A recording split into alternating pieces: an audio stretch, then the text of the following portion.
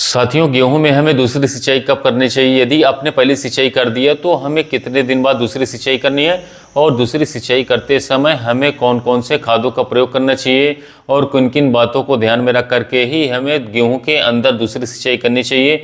तो आप चाहते हैं कि इस बार हमारे गेहूं की फसल से एक शानदार रिकॉर्ड तोड़ उत्पादन हो और इसके साथ साथ गेहूं की फसल में अधिक से अधिक मात्रा में टिलरिंग हो, अधिक से अधिक मात्रा में ग्रोथ हो, वो भी शानदार तरीके से। क्योंकि जो फुटाव अधिक होगा हमारी फसल में बढ़वार अच्छे से करेगी, तभी हम आगे चल करके जो है हमारे गेहूं की फसल की बालियां अधिक से अधिक निकलेंगी, उसमें अधिक से अधिक मात्रा में दाने का भरा होगा, बम्पर पैदावार प्राप्त होगी।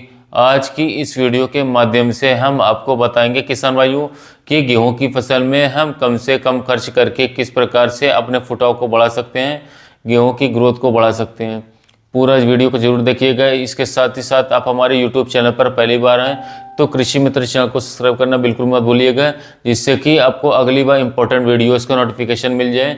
दोस्तों, कृषि से संबंधित सटीक एवं विश्वसनीय जानकारी सिर्फ और सिर्फ हमारे कृषि मित्र चैनल पर मिलती है, तो वीडियो को लाइक जरूर कीजिएगा। तो चलिए वीडियो की शुरुआत करते हैं। किसान साथियों, गेहूं की फसल में शुरुआती अवस्था से ही यदि हम सही मात्रा में सही उर्वरक का प्रयोग करते हैं, चुनाव करते हैं, तो हमारी गेहूं की फसल एक समान से होगी, समान आकार से ग्रोथ करेगी। तो हमारे गेहूं की फसल एक समान होगी, फसल की ग्रोथ शानदार लगातार करती रहेगी और अधिक मात्रा में कल ले आएंगे। लेकिन बहुत सारे किसान भाई जो है हमारे कुछ गलतियां कर देते हैं, जिससे कि शुरुआती अवस्था में ही किसान भाइयों हमारे जो गेहूं की फसल है उसकी ग्रोथ जो है हरियाली फुटाव को अच्छे से नहीं पाता है। किसान साथियों, गेहूं की फसल में कल्ले की संख्या को बढ़ाने के लिए सबसे पहले तो हमें ऐसे उर्वरकों का उपयोग करना, इस्तेमाल करना है जिसका प्रयोग करने के बाद हमारे गेहूं की फसल में अधिक से अधिक फुटाव हमें देखने को मिल सकता है। इसके लिए नंबर 1 पर आप लोगों को जिस खाद का प्रयोग करना है वह है साथियों यूरिया। जी हाँ किसान भाइयों, जब हमारी गेहूं की फसल 25 दिन से लेकर के 50 दिन के मध्य की होती है, इस समय पर सबसे ज़्यादा आवश्यकता इंपॉर्टेंस हमारे गेहूं के पौधे को नाइट्रोजन यूरिया की होती है। तो सबसे पहले हमें यूरिया का प्रयोग करना है। यूरिया यदि साथियों हम मात्रा की बात करें, डोज की बात करें, तो लगभग 45 से लेकर के 50 किलोग्राम प्रति कड़ के हिसाब से आप यूरिया का प्रयोग कर सकते हैं। अब किसान भाइयों, यहाँ पर भी ध्यान देने की योग्य ये बात है कि हमें गेहूं की फसल में यूरिया डालने से फुटाव हरियाली ठीक ठाक तो होगी, लेकिन हमें बम्पर पैदावार बिल्कुल भी नहीं मिलेगी। इसके लिए हमें किसान भाइयों यूरिया के अतिरिक्त भी कुछ ऐसे खास पोषक तत्वों को इस समय पर देना चाहिए जिससे कि हमारे पौधे को इस समय पर आवश्यकता होती है साथियों। इसके लिए नंबर 1 पर किसान साथियों हमने जिस उर्वरक का इस्तेमाल करना है हमें, इसका नाम है जिंक। जिंक यदि किसान साथियों आपने अभी तक गेहूं की फसल में जिंक का इस्तेमाल नहीं किया है तो आपको जिंक का प्रयोग जरूर करना चाहिए।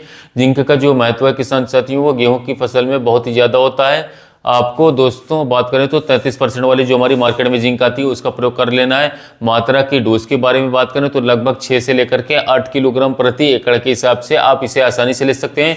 इसे आप यूरिया खाद में मिला करके जो है इसका इस्तेमाल करवा सकते हैं, बिखराव करवा सकते हैं। गेहूं में जिंक डालने से किसान भाइयों कई सारे चमत्कारिक फायदे देखने को मिलते हैं, जिससे कि किसान भाइयों बात करें तो हमारे गेहूं की फसल का विकास शुरू हो गया है, ग्रोथ रुक गई होती है, और इसके साथ साथ हमारी जो ग्रोथ है, विकास है, वो बहुत ही तेजी के साथ होना शुरू हो जाता है। साथ ही साथ पौधे में अधिक से अधिक टिलरिंग कल्ले फुटाव अधिक से अधिक हो जाता है, बहुत ज़्यादा हो जाती है, फुटाव तेजी से बढ़ना शुरू हो जाता है। हमारे गेहूं की फसल एक समान रूप से होती है साथियों। यदि हमारी फसल में कहीं पीलापन है किसान भाइयों तो वो भी दूर हो जाएगा। हमारी साथियों फसल हरी भरी रहती है। इसके अतिरिक्त भी ये हमारे गेहूं के पौधे की शक्ति और इसके साथ साथ वृद्धि करता है साथियों। जो प्रकाश संश्लेषण की जो प्रक्रिया होती है साथियों किसान भाइयों, उसको भी ये नियंत्रित करता है, जिससे कि किसान साथियों हमारे गेहूं की फसल में फुटाव अधिक से अधिक मात्रा में होगा। आप जो है जिंक का भी इस्तेमाल कर सकते हो, कोई दिक्कत की बात नहीं। नंबर 2 पर किसान भाइयों आपको जिस खाद का प्रयोग करना है साथियों गेहूं की फसल में कल्लों की संख्या को बढ़ाने के लिए, यह है साथियों माइक्रोन्यूट्रिएंट्स खाद, पोषक तत्व खाद। अगर अभी तक आपने अपने गेहूं की फसल में किसी भी प्रकार के साथियों सूक्ष्म पोषक तत्व खाद को नहीं डाला है साथियों, तो आप जो है इस समय पर इसका इस्तेमाल कर सकते हैं। क्योंकि जब हमारे गेहूं की फसल में किसान भाई फुटा होना स्टार्ट होता है, इस समय पर हमारे गेहूं के पौधे को बहुत सारे माइक्रोन्यूट्रिएंट्स की आवश्यकता होती है साथियों।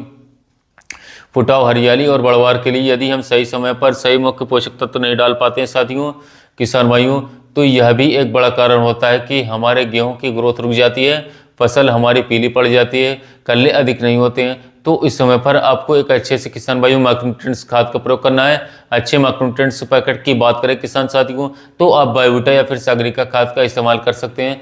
यह एक समुद्री शैवाल से निर्मित साथियों एक बहुत ही अच्छा कार्बनिक खाद है। सागरिका में किसान भाइयों बात करें तो जो सभी प्रकार के मुख्य पोषक तत्व होते हैं साथियों वो पाए जाते हैं, जिसकी आवश्यकता हमारे गेहूं की फसल को काफ़ी ज़्यादा होती है। इसको डालने के बाद किसान भाइयों की जो उर्वरक क्षमता है साथियों वो भी बढ़ जाती है। फसल की ग्रोथ बढ़वार बहुत ही अच्छी तरीके से होती है साथियों। मिट्टी में जो पहले से पड़े हुए पोषक तत्व पोटाश फास्फोरस साथियों या फिर कोई अन्य तत्व जो है वो भी उसको भी अन्य आप दोबारा से सक्रिय कर देता है, जिससे कि हमारा पौधा उन सभी पोषक तत्वों को दोबारा से ग्रहण करना चालू कर देता है, शुरू कर देता है। साथ ही साथ किसान भाइयों ये हमारे गेहूं के पौधे की रोग प्रतिरोधक क्षमता को भी साथियों उसमें भी काफ़ी ज़्यादा वृद्धि कर देता है, जिससे किसान भाइयों हमारा पौधा जो सुरक्षित रहता है, स्वस्थ रहता है। इसके साथ साथ हमारे जड़ों का विकास बहुत अच्छी तरीके से होता है। इसके साथ ही हरियाली फुटाव कल्लों की संख्या साथियों आपको बम्पर पैदावार मिलने वाली है। यदि किसान भाई बायोवीटा की साथियों मात्रा डोज के बारे में बात करें तो बायोवीटा पीआई दानेदार आप इस्तेमाल कर सकते हैं। इसकी मात्रा आप लगभग साथियों 6 किलोग्राम प्रति एकड़ के हिसाब से साथियों डाल सकते हो, कोई दिक्कत की बात नहीं। इसका भी रिजल्ट किसान भाइयों काफी शानदार उच्च क्वालिटी का है। यदि किसान भाइयों आप भी अपनी गेहूं की फसल में हरियाली और ग्रोथ कल्लों को फुटाव बढ़ाना चाहते हैं, लंबे समय तक हरी भरी रखना चाहते हैं तो इन खादों को इस्तेमाल कर सकते हैं। मात्रा आपको जितनी मैंने बताई इतनी लेनी है साथियों। आपकी कमजोर से कमजोर फसल गेहूं की जो होगी साथियों वो भाइयों बहुत ही तेजी से फुटाव करवाएगी, बहुत ही शानदार तरीके से आपकी जो गेहूं की ग्रोथ होगी साथियों वो पौधा ग्रोथ करेगा। तो दोस्तों अभी तक आप हमारा वीडियो देख रहे हैं तो वीडियो को लाइक जरूर कीजिएगा, चैनल को सब्सक्राइब कीजिए कृषि मित्र चैनल को। आपका एक लाइक और सब्सक्राइब से हमारा और आपका प्यार जो हमें मिलता है साथियों।